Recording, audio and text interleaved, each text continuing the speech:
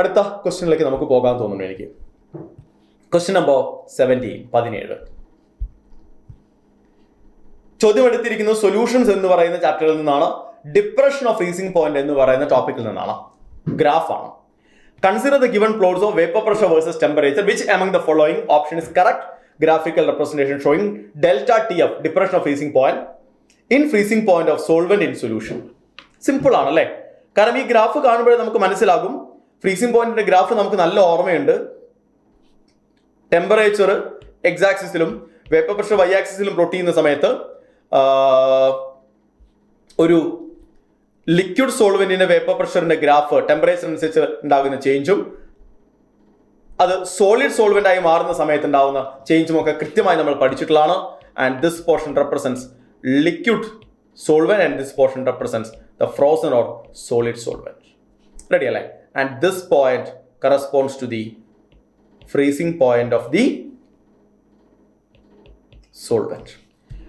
അതേസമയം നമ്മൾ ഒരു സൊല്യൂഷൻ, ഒരു നോൺ വോളറ്റൈൽ സൊല്യൂട്ട് ആഡ് ചെയ്ത് ഒരു സൊല്യൂഷൻ ആക്കി മാറ്റിയാൽ മക്കളെ നമുക്കറിയാം സൊല്യൂഷന്റെ ഫ്രീസിംഗ് പോയിന്റ് സോൾവെന്റിനേക്കാൾ കുറവായിരിക്കും. ടെമ്പറേച്ചർ കുറയ്ക്കുന്നതിനനുസരിച്ച് അത് സോളിഡ് സോൾവെന്റിന്റെ വേപ്പർ പ്രഷർ ഈക്വൽ ആകുന്ന ഒരു പോയിന്റിലേക്ക് വരും. And that point represents the freezing point of the solution and this represent the liquid solution.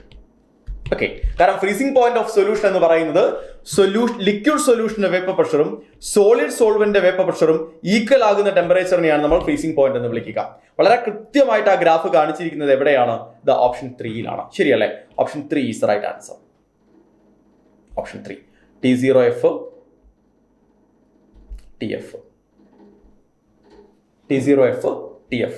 നമുക്ക് ഇത് കാണുമ്പോൾ ഇതല്ലേ എന്ന് തോന്നുമെങ്കിലും ഇതിലൊരു ചെറിയ മിസ്റ്റേക്ക് ഉള്ളത്, സൊല്യൂഷന്റെ വേപ്പർ പ്രഷർ സോൾവെന്റിന്റെ വേപ്പർ പ്രഷറിനേക്കാൾ കൂടുതലായിട്ടാണ് കാണിച്ചിരിക്കുന്നത്.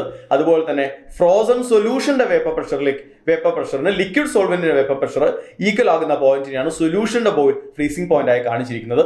അത് രണ്ടും മിസ്റ്റേക്ക് ആണ്. അപ്പൊ ആ ചോദ്യം നിങ്ങൾക്ക് ക്ലിയർ ആയിട്ടുണ്ടാവും എന്ന് വിചാരിക്കുന്നു. നമ്മൾ അടുത്ത ചോദ്യത്തിലേക്ക് പോവുകയാണ്. ഓപ്ഷൻ 3 ആണ് ഇതിന്റെ ആൻസർ വരിക അല്ലേ?